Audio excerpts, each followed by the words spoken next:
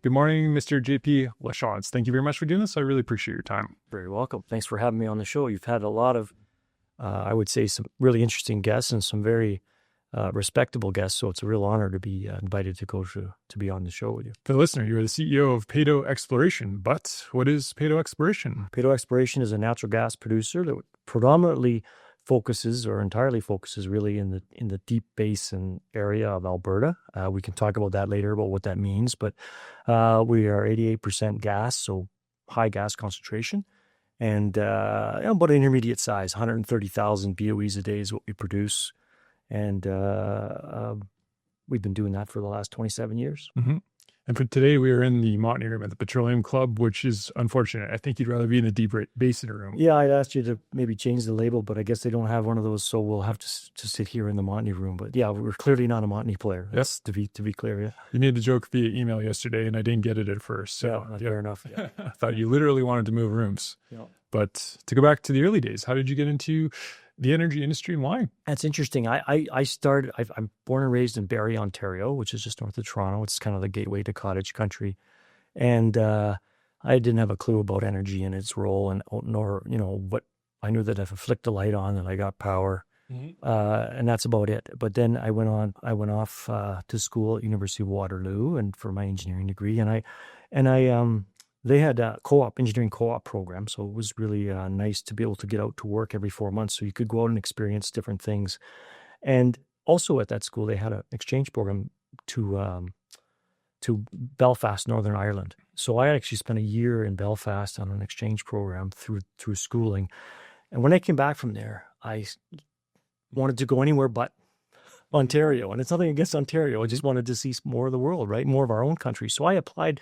All my co-op jobs I applied for from then on was out here in Calgary. My last two work terms were at Nova Corp International, or Nova Corporation, which is prior to TransCanada Pipelines buying them. So that's the NGTL system. I would have worked on some of the pipeline loops in a peripheral way. Mm-hmm. So I got exposed to the city, to the energy industry then, and I fell in love with it.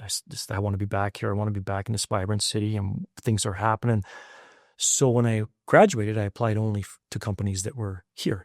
Mm-hmm. And that's how I got on at Chevron as my initial sort of first job in the industry.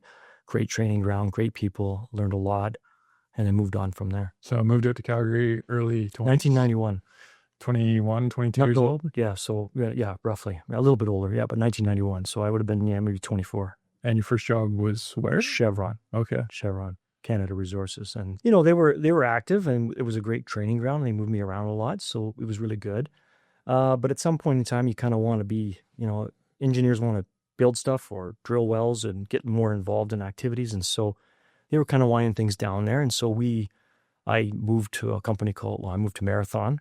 Mm-hmm. They had just bought Tarragon out, and they were a lot more active, and I learned a lot there. From my boss there, Tony Itzo. He was great. He taught me a lot about drilling wells and exploitation world. And then they too you could see the writing on the wall. They were going to, exit Canada. So I left there and went to another company called Canadian 88 Energy. So it's been around a long time as well. And they changed their name to VP Exploration. That was around the trust, era. So they made a decision to separate, the business into a trust entity and an Explorco, and I went with the Explorco called ProspEx Resources. Mm-hmm. And then when we sold in 2011, then I joined Peyto. 2011. So I've been new for 14 years. And it's gone well. It's gone pretty good. Ended up as CEO. Yeah.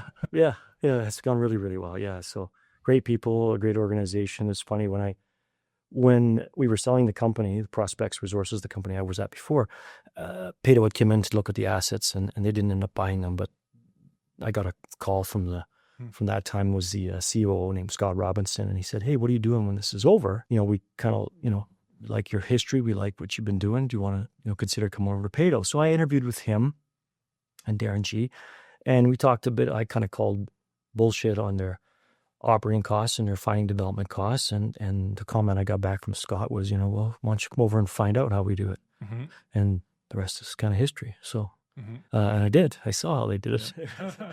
It's been a good ride. Yeah. So I started as a VP of exploitation or engineering essentially, and moved up to the ranks as to where I am today. So, and speaking of history, who was Bill Peyto, and why was his or is his spirit important to the formation of Peyto Exploration? Yeah, good question. So while Bill Peyto, as he's affectionately known as, was an outfitter way back in the late 1800s and early 1900s. And eventually became one of the first park wardens for Banff National Park. So he was a mountain man who did things a little differently. And I think when Peyto first started, when Don Gray and Rick Braun started the company, they had that sort of maverick type approach to the business. They weren't going to just follow the way things were being done at the time. They believed in profitability, per share growth, as opposed to just growing production for the sake of production. So I think while Bill kind of fit the bill as being a little bit of a maverick, like there's all kinds of stories about the antics that he would undertake as a mountain man. Interesting note that he was a prospector as well. So he actually one of his brands was actually a brachiopod, so a fossilized brachiopod, which is a shell, an ancient shell from way back when. So that's kind of neat. So he had an actual interest in like geology as well. So there's a nice little mix, and a maverick of his day. Peyto kind of fits. Independent spirit. Yeah, exactly. Another story I read is that at one point he had walked into the King Eddie in Banff with a lynx under his arm. It was so there's a book out there by E.J. Hart, which is great. I've read it. It's sort of his journal, as it were, and it goes through what he might have wrote in his journal based on this E.J. Hart's discussions with people. This is after it was written after he passed, so it's not really an autobiography per se, but it's more of a story about Bill Peyto, and he writes this story and he talks about that event. There's some other neat things he did too, shooting a grizzly bear with a pistol, but also I think it was drugged at the time. Okay, so it was asleep. Okay, is if you read it, you can learn a little more about it. So it's not like it was a high, but it was alive, but it wasn't awake. Right. And so he scared a lot of people away. Yeah, that's the kind of character he was, right? He used to wander off in the middle of the night with his guests just to get some peace and quiet. Yeah, so he would go down by the river and sleep there rather than sleep in the hotel. Yeah, like on the ground. Right. So that's throughout his whole history. So real neat individual, right? Yeah. Getting back to Peyto Exploration, the company was founded in 1998 by Mr. Don Gray and Buck Braun, if I'm correct. Yep, that's right. Yep. And you started in 2011, kind of got there and started. But do you remember your first day at Peyto? I don't know that I do, honestly. Yeah, I would have been drinking from the fire hoses a lot of times when you first start with a new job. There's all kinds of people to meet and everything. I'm sure it was a busy day. I'm sure I was doing something productive right away because that's the way it works there. There wasn't a whole lot of, there was you get the tour of folks and then let's get to work. We're drilling these wells. Let's look at them and, these prospects. And so I think my first day there was pretty run of the mill, to be honest. It wasn't anything special. At the time, was your plan to pursue a career at Peyto? What were you thinking? Well, when I was interviewed and brought on, there was an idea that at some point in time I would, move up the ranks. I see. Maybe not necessarily the COO position, but certainly in the COO role. So yeah, so I knew that was at some point in time that would happen, right? And not only has Peyto stuck around as a company, you've been there for quite a while, and it's through the years built a good culture with low turnover, which, if I'm correct, has been approximately 1%, no layoffs, consistent communication, and you do a monthly newsletter. Why has that been important to the growth and success of the company? Yeah, so culture, that's really important, and I think anybody would agree with me that that's super important in any kind of company. So yeah, we wrote monthly newsletter. I wrote a monthly newsletter on that in I think it was June of this past year, so people can source that and look at that. But it really speaks to the fact that we have low G&A and we have a lot less people for the amount of gas that we produce. But the real important part of that is the culture that we try to adhere to and that we try to support and encourage. And what we're looking for is like entrepreneurial type people to work at the company. We want people that are focused on, the bottom line and doing things that matter and don't do the things that don't matter. So that's the entrepreneurial spirit. And so, we have a very flat organization. So not a lot of people, like 84 staff and a few others, consultants, but not a lot of extra consultants. So this isn't about, farming everything out to someone else, but it's just focusing on what matters and that's making money and being profitable. And, we operate everything in our areas, so that helps a little bit, but it also means you need people for all that, right, to be able to manage all that. And that organization, I think I quoted from Malcolm Gladwell's book, The Tipping Point, of Dunbar's number. And the size of an organization is really important in that regard too, because the more people you have, the more layers you need, the more oversight you need, the more process you might need, and et cetera. So empowering employees to make those decisions and not having a lot of meetings is really important to the fabric of our culture. And I think, with that empowerment comes accountability. It has to, right? You can't have empowerment without accountability. So these folks understand that, and they're rewarded that way. So when we talk about, our bonus programs or our compensation programs, folks have more pay at risk, at Peyto than they would somewhere else. The technical folks certainly, because you got to perform, right? And that's the bottom line. The monthly letters, I took over for Darren in January of 2023. Darren G used to write them, make a long history and some great articles around things. I originally didn't want to do them because they're a lot of work, to be fair, and a lot goes into that. And when I talked it over with the board at the time, they said, well, maybe just put out a monthly status of, capital and production, because no one else is doing that. And we have the confidence in our numbers that we can do that on a monthly basis, especially the production, right? We're very tight on that stuff because of the way we manage the business. So it's more about transparency, so that when we come around to a quarter, shareholders know there's no surprises as far as production or capital that was spent, because we're updating them monthly in that regard. But then I realized, there's probably needs to be it's a good opportunity to tell a little story, to highlight something like the culture and like those, that sort of part of our business and how we do it and how we might do it differently. And so I realized, no, I still want to have a little more than just an operational update in those letters. And so I kept it going. And it does take a lot of time, and I have help with it. There's a guy in our office named John Eddy who helps me with all the background research. And then together we put together, the messaging and whatnot to make sure it's exactly what we want to say and the way I want to say it. And we don't use Chat GPT. So all those mistakes in the letter are mine. Yep. That's the bottom line. Yeah. So it's got to come from here, right? So it has to be, we don't want to use any artificial. Speaking of accountability and communication, you're also willing to do podcasts like this. So yeah. And also a bunch of the officers own a good chunk of the Peyto stock too, which is usually an indicator. Yeah. There's about just over 3% ownership in the company, and they've been adding to it as we go along here. So over the last several years, and we've got a lot of turnover there. So it's good to see that we've been able to keep that up, because there's a lot of new VPs that have come in and they're buying and continuing to buying. We have an option program currently that we're phasing out that allows their opportunity for them to take those profits and reinvest it into the company, and that's what most of our executive team is doing, which is good, and directors too. Peyto is now known as a leading Deep Basin natural gas producer. So what is Peyto's advantage in the Deep Basin, and why has the company focused on this region? Way back, so the company's been around for 27 years. So you mentioned it at the beginning, 1998, and Don and Buck had focused on the Deep Basin because it was a place, and especially the shallower zones in the Deep Basin, so not the deep stuff, but because it was somewhere where you could really manage your waste, as it were, and that's the words I think Don uses. So we're talking about sweet gas, so you don't have to process sour, you don't have to deal with sour gas, instead, because we're focused on the Cretaceous stack within that, so it's all sweet, no bottom water to deal with. So in other words, no free water, no mobile water in the form of a Deep Basin trap scenario where you just have essentially gas and liquids rich. So, I call the Deep Basin advantage. So they started there and built, everything's been built more or less from the ground up, except for recently we did an acquisition. But for the most part, it's been a fairly, buy land, do trades, swaps, and grow your position that way, and drill organically, growth, if you want to call it that. And the advantage in the Deep Basin, maybe over some of the other plays, might be the fact of where it is, and the fact that we can,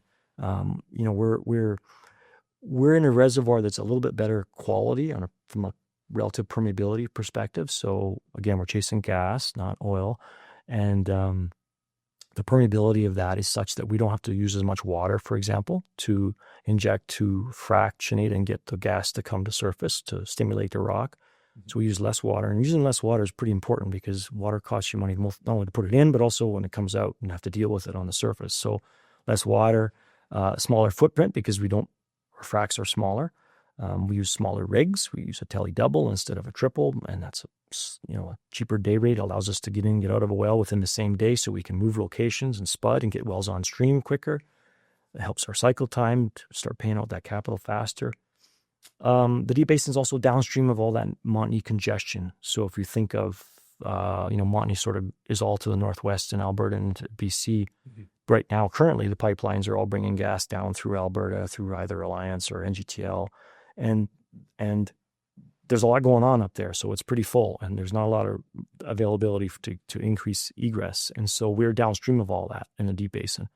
So it's easier for us to get on stream, and it's cheaper because the cost to get in to the line is cheaper because we use less of the pipeline system. For example, we don't travel as much through the system. So, it's a cost advantage. It's on from all those perspectives, really. Less waste, less water, less land use. So, more of a long-term sustainable view. We reuse well site pads that we can and drill several stack formations. We're attacking, there's lots of different stacks in there. We're still finding new opportunities in it years and years later, right in our heart of our, I call downtown Peyto. So those are the sort of the advantages of the Deep Basin. And we have, we're blessed with space in our facilities, and we bought Repsol recently, who had even more space in their facilities. So we can grow into that space. And we have the FTR, which is the NGTL takeaway egress to get out of the province that allows us to continue to grow if we want to. That's really what it comes down to. Whereas we don't have to wait for someone else to build a facility or wait for pipe to be expanded in a certain area.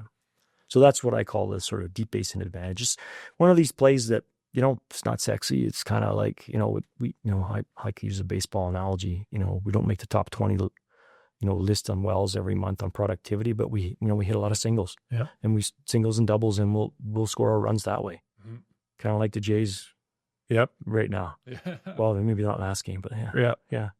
And so Peyto's not the only company operating in the Deep Basin. What makes Peyto different than your competitors? I think it's uber focused on costs. If you look at our cost structure versus, some of our competitors, you'll see that we not only there's two elements to this, right? There's the finding development cost, the cost to actually find new reserves, right? So that's the drilling costs, and the way we operate that way. And then there's the cash cost side of the business, the cost to operate, right? So that's your operating costs, your transportation costs, which we talked about earlier, how it's cheaper for us where we are. There's your what I missed, interest costs, and then royalties, and all those things will, make up your cash cost. So G&A, we have the lowest.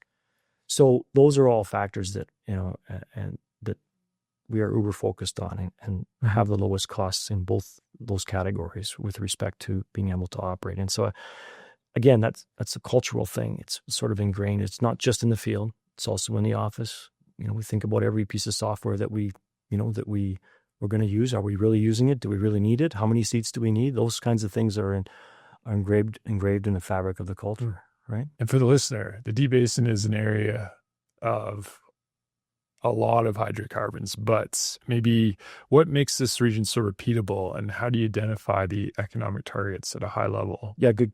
That's a good question. So Deep Basin runs up and down the Rockies, the Disturbed Belt, in front of the Rockies, and it's a situation where the gas has been essentially trapped down below. There's no bottom water in it, and there's a sort of transition zone as you move eastward and shallower in a lot of this. Has been buried years and years and years, well, millions of years. Yep. And I'm not a geologist, so I don't want to get too far into the details of how it was formed, because I'm probably going to get it wrong and someone's going to correct me on this. But the bottom line is you've got this trapped gas in the system that has a transition zone or a stratigraphic trap up farther to the west and up dip, sorry, farther to the east and up dip. And there's several layers of it, right? And different times, it's all different layers, several different layers within that, and they all have a little bit different characteristics. And so one of the deeper zones we have is the Wilrich, which is a different type of depositional environment than, say, the Notikewin, which is more of a channel and braided stream system, which can be much more prolific because it's higher energy environment. So you get better wells, higher permeability, so you get better well results out of those wells necessarily than the Wilrich. But the Wilrich is the deepest one. And you can see as you go down and drill to the Wilrich, all the zones above you, because it's one of the deepest zones, and get information to help you map out the shallower zones. So it's got all this sort of stack in it, and different layers. Some are liquid rich, some are, some are a little less liquids in them. And so all that plays out when we're putting our drilling plan together.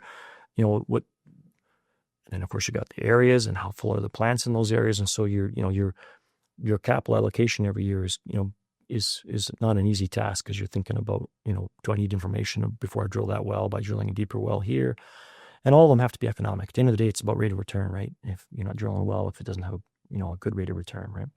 So you have optionality in the area, more or less. Yeah, to pick different zones. And so you don't have to sit on one location and drill, 6 different wells. So one of the other things we do a little bit differently, than some others, especially in the Montney plays, we're doing a ball drop system, completion system, which is just, it allows you to frack a well, within 1 or 2 days, and so it goes a lot quicker. And so we can get on a well, frack to 2 if there's 2 wells on the pad, frack them, get off, and then come back later, because we would have saw something that we like. Get those wells on stream, go drill something else, bring that rig back. Easy to move because they're telly doubles, and then we can attack another zone that we saw on the way down, or one that we've already identified. But look, so. And like I said, we're still finding stuff in areas where, whether we tune the seismic up a little bit, get information on a vertical well that goes through a sand, and say, oh, well, this looks interesting. Let's map this through the system, and okay, let's take a shot on that. The upper, there's a flare well, flare play that we just started to develop that is fantastic quality, is a good example of that. And it's right in the middle of Sundance, where we've been operating for years and years and years.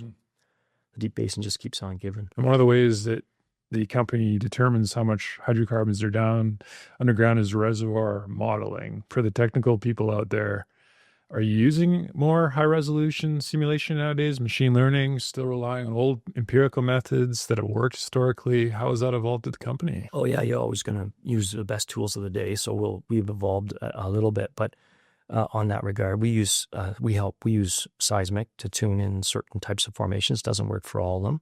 Obviously, we use traditional methods of decline analysis and other things.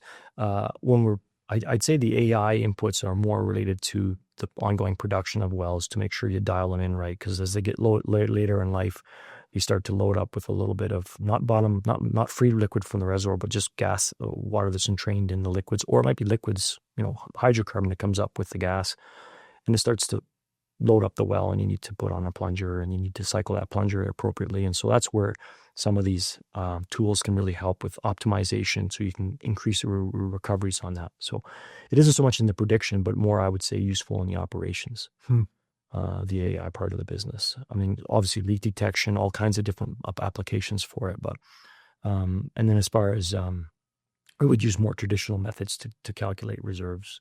Okay. Decline analysis, not volumetrics, very loosely in certain places, but because it's tight gas, it's not usually a good way and there's not usually pressure data to help you with that. So mostly decline analysis is what we would use for determining the size of the reserves.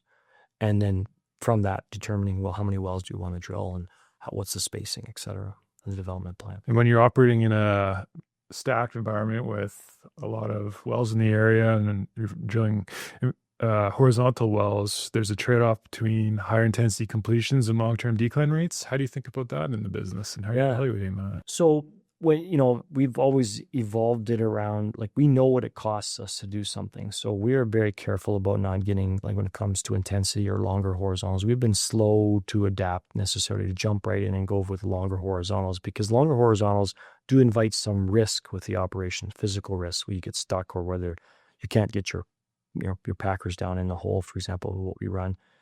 And so we've been careful about, making sure that our success rate will be high enough before we deploy some of this. We've slowly been getting longer and longer, but because of the reservoir quality we have, we don't have to get, it's not like we need to drill a 3-mile well to make a well's economics work, because we have pretty good deliverability.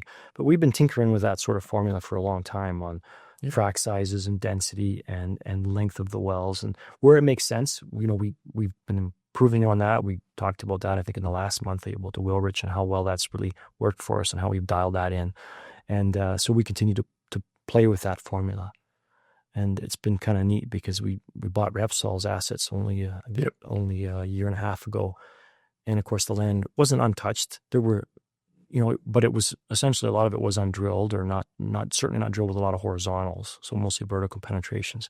So we could apply our learnings over the last, 15 years that we've been in existence or longer, playing with, horizontal since 2010 to, use that same formula now on the new lands. And that's it's been great, right? The idea is the horizontal wells allow you to produce more for less risk and whatnot, but you can't put too many in. There's a balance, if I'm correct. Yeah, so you're correct. Yes, you have to space your wells out so that you don't have interference, of course, right? And you don't want to overcapitalize an area by putting too many stages in there where they're all just competing for the same molecule. Mm-hmm. So there's a balance, and you learn what that looks like with experience for the most part. You can use reservoir modeling, but I'll tell you more often than not, it's it doesn't give you a better answer than sort of your experience with certain areas and getting a sense of what works and what doesn't. So, and ideally over time, you've dialed that into a point where you're going to be most efficient with your new development plan, and especially in a new area. Peyto has some of the lowest, if not the lowest, costs in the basin. Without giving away your secrets, you could touch on a little bit, but how have you gotten there? What do you do differently? Yeah, we did talk about it earlier. There is a real strong focus. We are proud to be one of the lowest or one of the lowest cost producers in the basin. And that focus is, always around how do we do things more efficiently. One of the things that I think is maybe a little underappreciated is the consistency of the capital program and running a consistent number of rigs.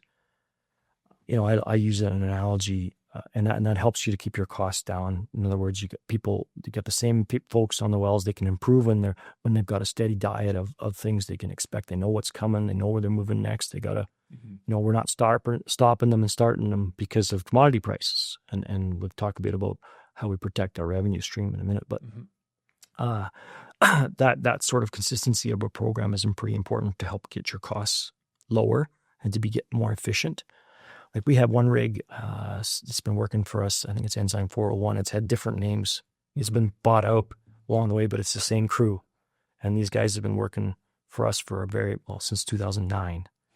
So, that, and they're dialed in, right? They're, one of our most efficient crews out there, but that, having that consistency of program and that efficiency is really important for keeping your costs down. So for us, that consistency of program, I like to use the analogy of when driving your car. If you're heading out to Banff and it's an open road, you're not going to be hammering on the gas or the brake as you drive down the highway. You're going to run at a nice even speed. You're going to cruise on. That's an efficient way to run your car for fuel economy, but also for equipment. It's no different in our world for capital program. You want to have that consistency. The geologists, the engineers that are generating the programs, they're in a groove. They understand what's expected of them and how fast they need to have locations ready. Same with the drilling group, same with the guys in the field. And you're not losing people because you shut down a rig for an extended period of time. They're going to find work somewhere else. Like that's just the way it works. And then so you've lost that, what you gained on their experiences. You've lost that, right? So starting and stopping is not something we like to do. And we'll regulate a little bit when we need to slow down, but that's about it. There's a specialized knowledge from the employees in the field. Absolutely. I mean, we can get maybe a lower day rate from this crew over here, but that crew has the experience, is going to do it a lot faster. So in the end, you're better off with the crew that maybe there's a slightly higher day rate or cost to that rig, but those guys are efficient. So more efficient, right? So that's really important. People are very important. The analogy that made sense to me is maybe the WestJet model where the planes are all the same and 737s, right? And they've deviated from that a little bit, right? But they were there where it was a 737. Everybody knew how to maintain them. Everybody knew where everything was in the plane, right? And the pilots all consistently could jump from plane to plane, as it were. Not while they're in the air, but just everything makes sense. It's low cost. It makes it life way easier, and the costs add up over the years. It's a machine, right? And we are a lean drilling machine, as it were, right? So that's what we do. And then the costs just come naturally with that, right? Same sort of thing. We know what we're expecting in the plants. We're continually optimizing it. When we bought Repsol and Repsol's assets from them in October of 23, we continue to spend. We spend a lot of time on changing some of the processes, not just filling the gas plant to help get the fixed cost down, but also just changing the way they operate and the way they operate. So people too, right? Imagine you coming into a completely different culture, right? Bringing in people from they were used to doing things totally different. You know, a Spanish company that was running an operation, nothing against them, but just didn't operate things the same way we would, right? So all those things are ingrained in the organization and permeate through all levels. The reason low costs are important is because the point is to make money at Peyto, otherwise known as the return on equity. But there's a balance between stacking the warehouse with assets or widgets, so to speak. So how do you balance building up your NAV worth versus return on equity and profits? How do you think about that? Yeah, so I think, you know, we've always been pragmatic about, you know, I think especially since things kind of changed in 2000, I think it was 8 or 9 when gas prices just, you know, didn't, you know, were well, not sorry, I should say 2018, 19, they were really in the toilet as it were. And so, you know, we actually declined. And as we came out of that, you know, our decline actually got shallower because naturally the maturity of the wells matured and we weren't adding a large layer of new production, which would have a lot of decline. So decline management's important in a sense that you don't want to get growing too fast, that you increase that treadmill so fast that it makes it harder to grow. You know, all you're doing is speeding up the treadmill, as it were.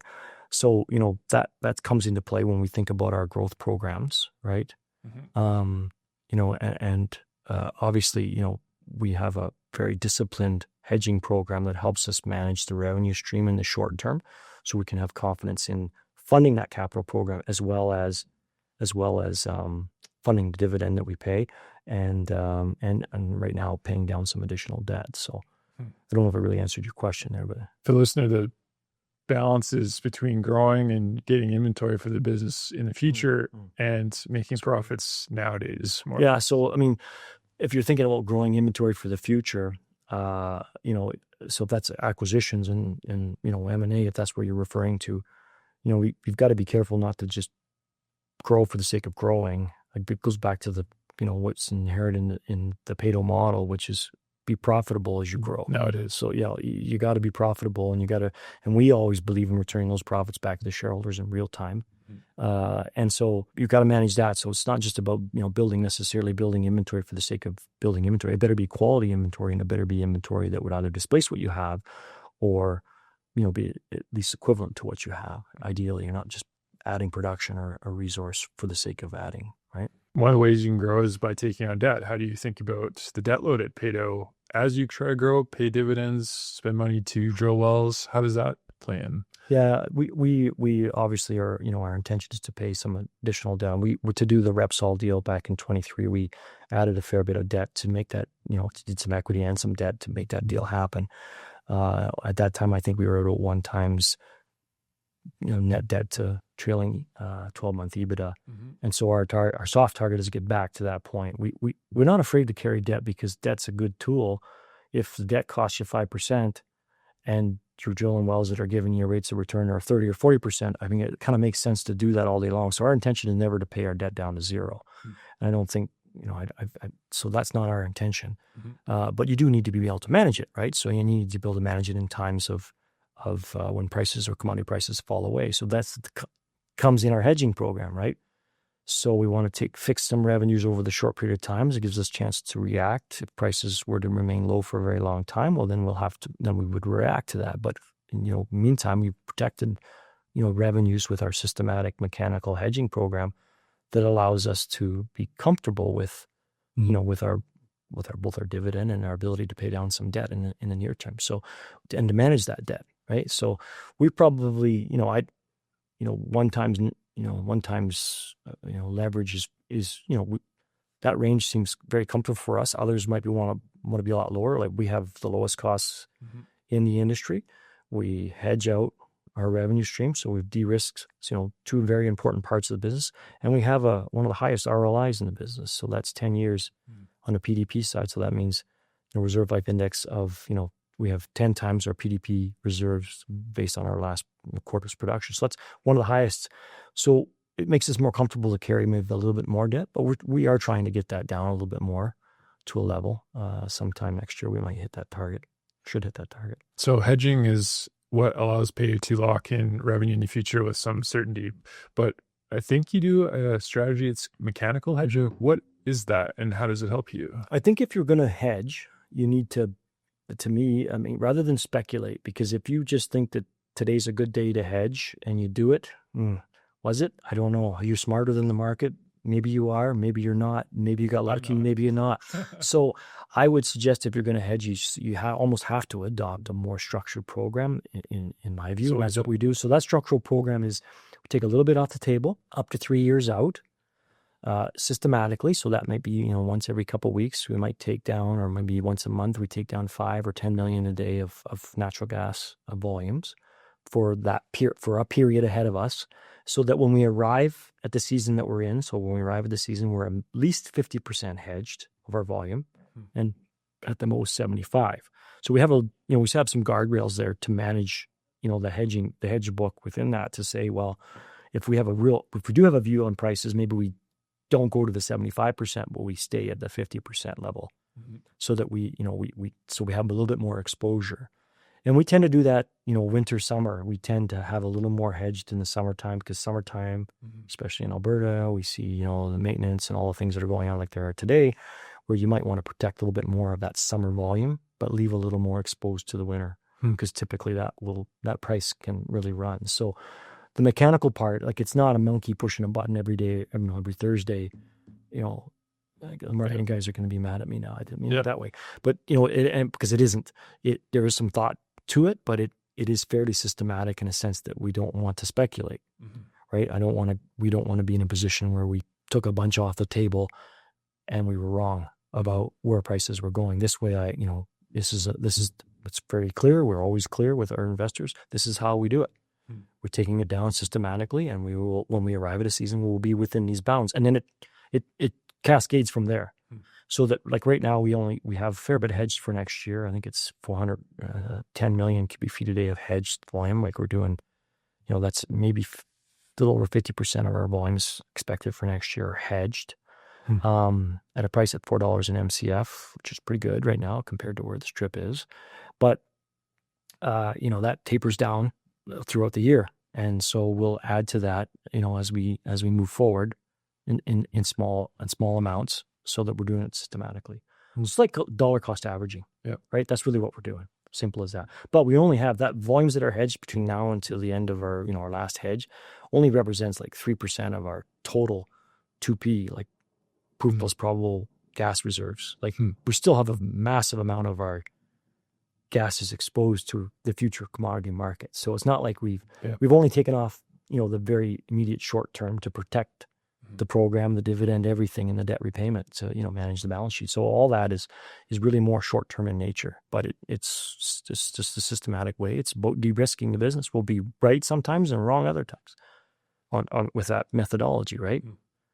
But this is how we run the business.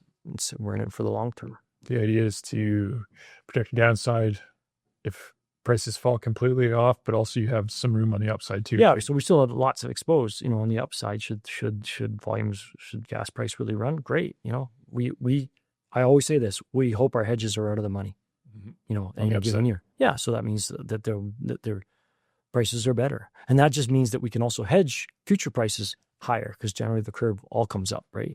Depending on the situation. So, it is a risk mitigation strategy. It isn't necessarily that we think, again, that we are smarter than the market, so we're hedging, because we always think prices are going to, when we arrive, are going to be lower. No, we understand that. And so there'll be times when people look at us and say, "What is so stupid that you hedge? Because you're out of the money." And they're not listening. They haven't been listening. Yeah. And when we're in the money, we look like heroes. Well, the whole point of this is to smooth that revenue stream out. It's a consistent capital program, sustainable dividend, pay down debt. Peyto controls approximately 1.5 BCF a day of gross processing capacity, which is basically midstream. Why is it important to control your midstream and that aspect of the business? Yeah, that's a good question, because we have more than we need, and we can talk about that, but we have way more than we need. But controlling your infrastructure, to us, is paramount to being able to run a low cost business, because now you're not paying for someone else's profits, right? It's all here, and you own and control that. You control what goes on in the area, who comes in and who doesn't come in.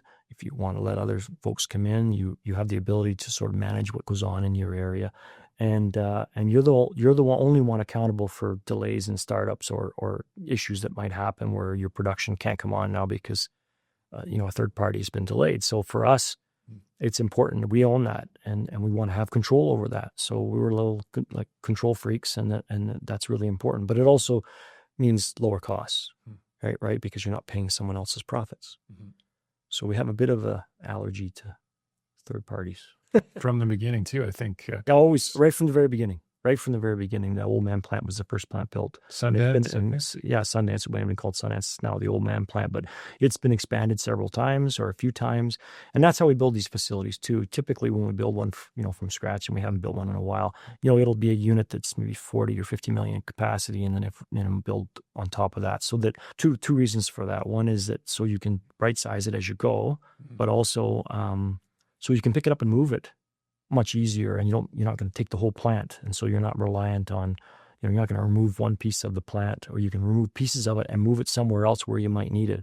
Mm-hmm. So as we have all this extra capacity, what we might do, depending on where the development plans happen, is pick up and move modules around. So a lot cheaper, a lot quicker than building something new or having to build big pipelines across to bring gas there. But our fields are all interconnected. Our plants are all interconnected with large pipelines for the most part. So we have some great flexibility in the system. And then when we bought Repsol, it was just more of that. So it worked out really well. Our ability to move gas around. You go down for a turnaround. We have Old Man going down for a turnaround now here in September.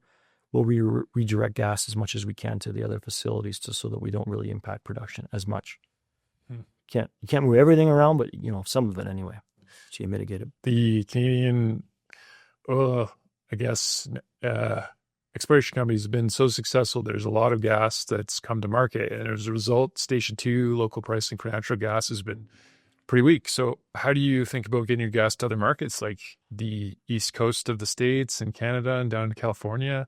How does that aspect play into the business? That's really evolved for us over the last 5 years. We don't sell at Station 2, but AECO, I think, is what you're referring to. AECO gas is where we would typically sell to spot if we did. We have very little exposure to AECO currently because we've either hedged it or we've found other markets to sell our gas to using different methods. So that diversification of your sales point, like it's never good to have one, sell your product to one customer, clearly, right? So we all know that. And there's a lot of companies who've done something similar to what we're doing, but getting access to markets downstream, U.S. Midwest, Eastern Canada. So we have access to Dawn and Union Parkway, which is kind of near Toronto, essentially, and also in the U.S. Midwest. So Chicago and Ventura, and then we have a little bit at Mill-End, and we have the local power deal here. So all these bits and bobs of diversification we've sort of put together over the last 5 years, and now they're really starting to pay off, because as AECO kind of disconnects and has remained disconnected, hopefully that won't continue. Yeah, we'll get into that. But as we are currently, where it has been disconnected, it's been really important to be able to sell to those other markets. You can get it in different ways, right? You can do just like a financial basis deal. So you do a deal with the bank, says, I want this much volume for this length of time at that location. I'll pay you this. And then you give me that price at that downstream market minus the value that you've agreed to. And typically those basis deals will trade, based on what the expectation is of the relative markets. And so you have to layer that in, on in the future to be able to get something that's close to pipe costs. And that's what we like to look for, something that's closer to the cost. If I were to own the transportation, how much would I pay to get there? That's the way we look at that.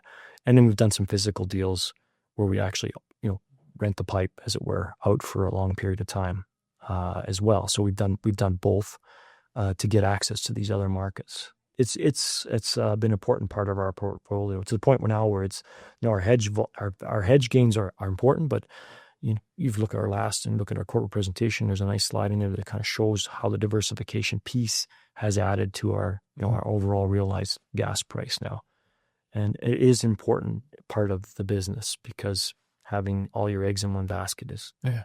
dangerous, right? And kind of like the specialized knowledge in the field, how important is the marketing group with relationships in various markets and getting those good deals? Really important, and we've evolved that group internally, to reflect that. So you got to have the relationships. You got to know where you want to be. Like, we've focused on this diversification that we have is in demand markets. So not supply markets, but demand markets that are, want the gas. So they may trade, relatively neutral throughout the year, but then in the wintertime when it's cold, bang, you get these big prices and big windfalls. And so that's what we've been focusing on, but you got to have the people that understand that. And so, marketing, we added a trader, as it were. He doesn't, to lead the gas marketing side of our business is our new VP of marketing. And he's been great at getting us access into these markets. Sometimes it's like going to the grocery store. There's unique relationships that exist to get better deals in the local markets. It's absolutely important, right? And there's also there's just the bids that come out on the market, but there's also the relationships you can have with other marketing firms, maybe to get their service and to pay them a premium and to horse trade around on different parts of that to get a deal you're looking for. So it's really important. Gas prices are very low in Canada right now. We have been talking about how Peyto mitigates it through hedging and marketing agreements. Are there any other ways? I guess so low cost is helpful, right? Because at the end of the day, it's about making money, and your margins are the most important thing, right? So we've always been careful about not producing too much gas into a really low gas price environment. So, lately, I think, we'll see how LNG Canada's ramp up helps the local price, and we expect it will. And it's going to be good for our business long term. So we're excited about that. In the meantime, we don't really have much exposed. So we'll continue to ramp up production later in the quarter when they ramp up. And, winter comes, there's been some maintenance on pipes, external pipes as well, not only, NGTL, but also the pipes that take away gas. So all that's affecting price right now and storage. And so as things mature into the winter here, I expect that will reconnect back up and prices should be a lot stronger. Some are predicting some, pretty high, some are predicting some pretty high prices. I hope it's true. I hope it comes to fruition. But we certainly, again, are managing our business. And so what we do is, typically don't have much exposed, so we don't really have to necessarily shut in, but we will delay, and it's what we've been doing all summer, is not be in a big hurry to bring new wells on. If we do, they might be choked, or we're not going to pay extra to slog through the mud. It was pretty wet July and August, right? And so we're not, that's the way we've been approaching things. We're still active, we're still doing things, we're still completing wells, but we're just maybe a little bit slow at bringing them on. And we're doing turnarounds. This is the time to do turnarounds. So September here, we're doing a turnaround. This is the time to be down because prices are weaker. So that should all, we expect that will rectify itself here by, October or November or so. Well, we'll get into LNG in a bit, but before that, M&A. Peyto acquired Repsol in 2023, approximately 23,000 BOE a day. In the past, Peyto hasn't been an acquirer, but you did this deal. The bought deal was around $11. Nowadays, Peyto shares are $18. So why did you purchase these assets, and why has it turned out well for the company? I think if anybody looked at a map, they could, see the sort of synergies, the hand in glove, all those analogies people used. It's pretty obvious that that it made sense for us to buy it. We still had to bid for it. We still had to pay enough for it to get it. But it was one of these situations where it was just so compelling for us. We could see all kinds of opportunity on the, operationally for synergies, undrilled land that we saw that we've identified for years. Right. And to be fair to them, they just didn't have a capital budget to do it. So, they were declining out. And so we bought 23,000 barrels, but we actually shut in, over the course of the next 6 months, about 3,000 of those because some of that 2,000 barrels of that was ethane, which wasn't fetching us much more than, in liquid form as it was in gas. So we put it back in the gas space, for example. And I think we had some sour production, which we, don't really like and wasn't making really any money. So we shut that in too, right? And converted the Edson gas plant, which was built in 65, and converted it to a sweet plant, essentially. So now, again, lowering operating costs. So we saw all those synergies. So you're right. We typically haven't been an acquirer, but this one kind of smacked us in the face. It's like, this is something we should go out and grab while we can. And we had been after it for years already, right? We've been, knocking on the door saying, hey, can we farm in? Can can we drill some wells for you? And we'll even take it to your gas plant. And so there were lots of forays in the past. So it isn't like this was something new to us. We knew the assets really well, right? So, and in the past before that, we had done a lot of smaller asset deals, like we'll tuck in things. Like when we look at M&A, for us, it's got to have the owner control component, right?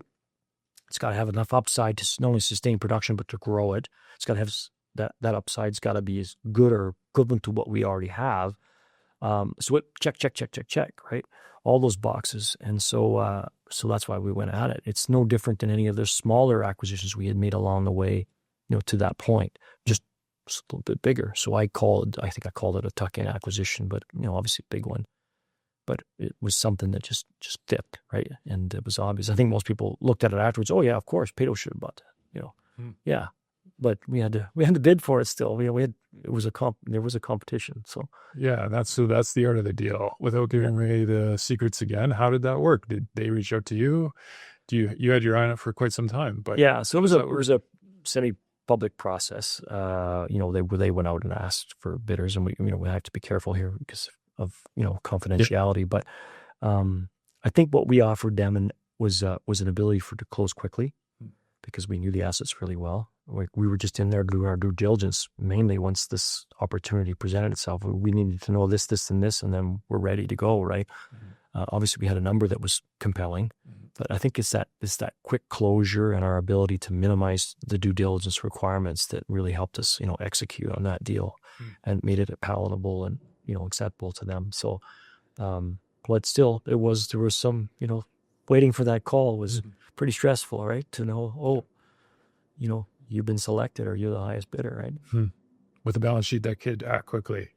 Yeah, so we had some great support from the three banks that stepped up. They're the three co-leads of our syndicate today, but they stepped up to basically underwrite the deal. And I think that was important too. Like this was, they weren't just a soft, we're good for it. It was, you needed to show that you had the wherewithal to actually close this transaction. And then we went out to the market because we wanted to raise a little bit of money through equity. And so, but we needed that assurances from the three banks, the National Bank, Bank of Montreal, and as our lead in the process, and then CIBC all kind of stepped up to do that. You only took on 20 people. Yeah, that was part of the negotiation a little bit. We, for us, we're pretty good at drilling wells, so as you can imagine, we didn't really want any of those type of folks over there because we just, we felt like we have that good handle on that. What we focused on was the folks that were running the assets, more operational folks in the office who had experience with the assets and had a role to play. That was our focus. That's why we only took 20 folks on. But we did take on lots in the field, right, to run the assets. So we had to do that. And those were also commitments to Repsol at the time. So we managed those commitments and did that. And folks have, I think I joked at our AGM that they all have their tattoos now, the Peyto tattoos. So they're now indoctrinated into the program. It's, I think for anybody who was sitting somewhere who was not busy, especially technical people want to be busy typically, right? You want to work. Getting into an environment where we're going to drill a bunch of wells and we're going to fill those plants up and we're going to, this is about, you get busy again here, right? So that's pretty exciting to most of those people. So, I think they're pretty happy. But the point is you didn't take many people on and keep we didn't need to. Low. We just didn't need to, right? Yeah. We did a lot considering, it was 20,000 BOEs a day, but they were important roles and these people have been great. A couple questions from X. You had a very popular thread on X with a lot of feedback from people. Sure. And so I thought we'd go through a few of them if that works for you. Yeah, sure. Starting with the first one, Mr. Kevin Graham put in a bunch of good questions. We'll start with looking at the current strip. When do you see an increased capital return program in 2026? And what forms will they take? Through increased dividends, special dividends, or buybacks? So I would say that, we talked about a soft debt target that we want to get down to, which is a 1x net debt to trailing 12-month EBITDA. So we expect we'll get there sometime in 26 or later in 26. This is a soft target, so it's not like hard and fast. Once we get there, I think we will probably look at what the business environment is presenting in front of us. And that is what I mean by that is if prices are strong, maybe we increase the capital program, certainly consider increasing a dividend and continue to grow quicker. We certainly have the means to do that. Or if prices are not strong and things are looking rather weak, then maybe we focus on paying down even more debt, and keeping the capital program a little bit more stagnant. But likely it's a combination of all three things. We can pull those levers. Buybacks, I would say, are unlikely. It's not been in our DNA, and we can get into the reasons for that. But for us, it's about, we want to put the money in shareholders' hands, let them decide what they want to do with it. We can go buy back. They can buy more Peyto shares, or they can go diversify. That's just our capital return policy. And so dividends are going to be a part of this organization, and that will continue. And so maybe an increase in dividend along with some continued payment of debt, maybe an increase in the capital program. We'll see where the business environment and where the gas prices are, and then we'll make that call as we get closer, and we'll communicate that to shareholders. Can you explain to the uninformed how LNG pricing works, the costs associated, and what range of netbacks producers can expect? Well, there's different ways to enter into those. You can have, the direct supply agreements like some have done, and that's, and you may be on the hook for the cost to get there, right? The costs to get your gas to that location, the cost to liquefy. Maybe you got a shipping deal, maybe you don't. So it depends. So to get that to the end market. You can do index deals. There's ways to do that, index it to a certain, or you can do like a net back, all in, and give me one price to sort of get my gas to the market, and I'll sell it to you at AECO, and you give it to me at JKM minus something, right? And you take the risks, because otherwise, if you're just going to supply that gas, you're going to take all those risks. And so inflation, whatever they might be, it could be significant. How much gas do they use to operate the facility? So shrinkage could be quite large, or could change over time. So you're taking a lot of risks. So we don't prefer that model. We would rather have a set net back price if we're going to do it. So, it's JKM minus $6, something like that, to that effect. Or an index deal, indexed to Henry Hub or something like that. Not likely to AECO, because that's not somewhere we're probably going to want to, attach ourselves to. But so there's lots of ways to do that in different risk profiles. So we are continually evaluating opportunities like that. The next question was, are LNG contracts risk-free? But I think you just touched on that. Yeah, I think they can be very much risk. I mean, you could be in the money for a while as you're relying on, JKM or TTF pricing, and you could be in the money and it'd be great for a while, and then all of a sudden you're not.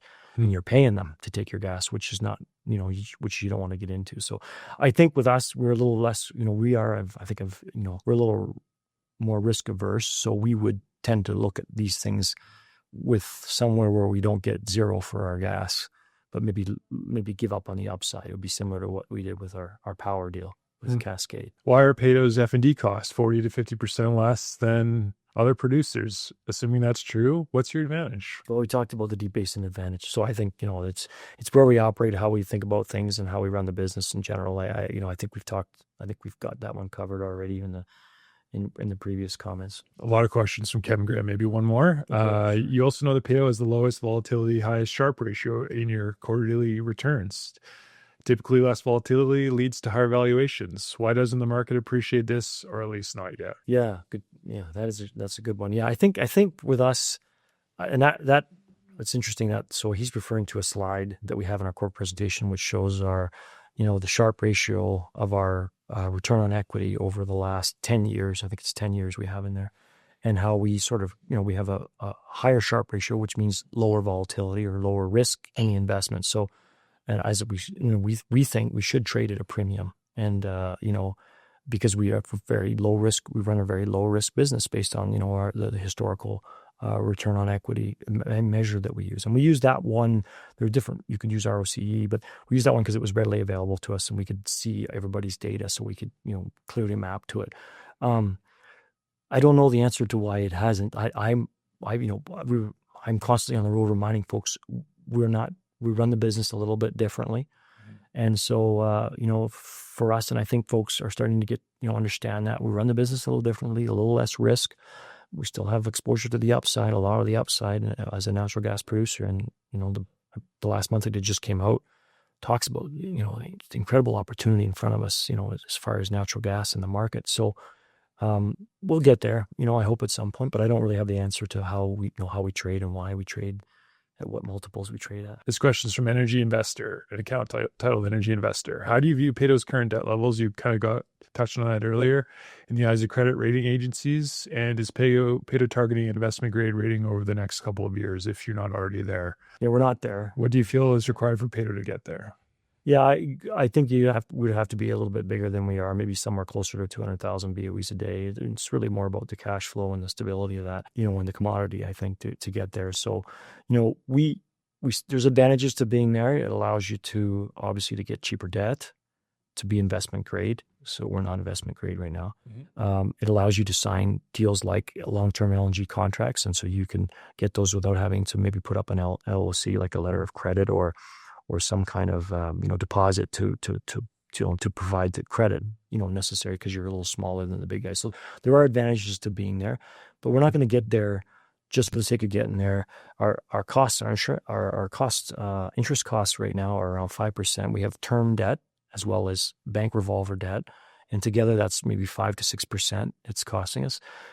So we're not going to grow and do an acquisition just for the sake of getting bigger so that we can be investment grade. It has advantages, absolutely, but it's not a target for us to say we want to get there for that. I think I talked about our debt load earlier and how, we think we can manage at levels that are higher than maybe some of our peers because of the reasons I said. And so we're okay with debt, as it were. It's a tool, right? It's a smart use of capital. Final question from an account titled Bubble QE. You could debate Peyto's decline rates are good, or from his perspective, they may not be up to industry norms. Why are Peyto's decline rates higher than your peers, if that's the case? I don't know if it is, but I don't think it is either. So I don't know how to answer that other than we look at RLI as an indicator for, it's a soft indicator. It's an indicator of decline rate, really, when you think about it, because it's your reserves and how long is your current production, how much reserves do you have in the tank? So it's your total reserves divided by the last quarter's production annualized. And so how many years do you have left? We have 10, ours 10 for our PDP, which is one of the highest in the natural gas space. So I wouldn't consider our decline rates higher. One of the things about decline, it's interesting, and we have this is part of the being transparent. There's a slide that shows our entire history, well, not our entire, but since we started drilling horizontal wells, what our decline rates have been, how much money we've spent, how much we've generated for funds from operations. I don't know anybody else is doing that, first of all. Secondly, we're fairly transparent in the sense that, decline rates are higher when you're growing fast. So when we were adding production at, doubling our production almost, back in the days in the teens, like in 2012 straight through to 2017, we were growing such to the point where that new wedge of production was about half of the decline, the base decline for the next year. Well, that's going to generate a pretty, steep decline or a pretty fast treadmill to replace, because that wedge of production is just going to decline the fastest of all of it. So maybe as much as 50% that wedge. So it's true that as that wedge, the base wedge matures over time, yes, it will get shallower, but it depends how fast you grow then, right? And how much new gas you add. So we've really, if you look at our situation today, we're not adding near as much new gas. So it allows us to get a lower decline rate. And so, and that's one of the attributes, I think, of the company. And it's also something that's on our mind when we think about growth. Don't get too aggressive, because then you've got to manage that decline and then increase in decline. We can see it. It's all there. What it costs us, what's involved with it if you get going too fast. Now, if you acquire something, that's different, of course, right? Because that's a new wedge with a different profile. And so with Repsol, they had a very shallow decline. We, like I said, we added about, I would say 20,000 BOEs a day because we shut in 3,000 of it pretty soon after, but, roughly, at much lower decline rates. So that makes sense, right? It's going to help our corporate decline rate. It was constructive, but it really depends on how fast you grow. Will dictate that. If you're growing organically, will dictate how much your decline rate is with tight gas, right? It's the nature of the beast, right? So I don't think we have a higher decline rate than our peers. We've certainly managed it over time to get it lower. So it's good. Okay. Maybe some current events. Sure. That work for you? Recently, the comments made by the current federal government have been positive towards LNG. Tim Hodgson had some supportive comments for the idea as a whole. What are your thoughts on that? And do you see it's turning the tide for industry in the next few years? Yeah, I think it's a positive. I think one of the most common words being used right now is we are cautiously optimistic. It's probably the most used phrase out there right now. It's good. It's good. It's a good sign. I think for us, at least the way we look at it, is it's great that we have this support for that type, for LNG and building out. And that's great. He's saying that we are, I think he used the words, we're cleaner, or one of the cleanest, which is a great thing to say because it's true. We believe we have a product that has lower emissions than some of our competitors' states. But at the end of the day, I think we need to be careful about picking winners and losers in this regard. So to the extent that certain projects get sort of this, wave of approval, this sort of pass is a bit dangerous in a sense that we're picking winners and losers. And what they really, I think, need to do is allow the private sector to do its thing and we will pick the winners and losers based on economics and the business cases. So what we really need is to eliminate impediments to our business. For 10 years, we've had nothing but impediments, right? Bill C-69, Bill C-59, or we can't even talk about what we're doing. Bill C-48, the tanker ban off the West Coast. All these things have been impediments to the business. Emissions caps, methane, CO2 emissions, any GHG emissions, any kind of emissions cap. So all those have been impediments to our business.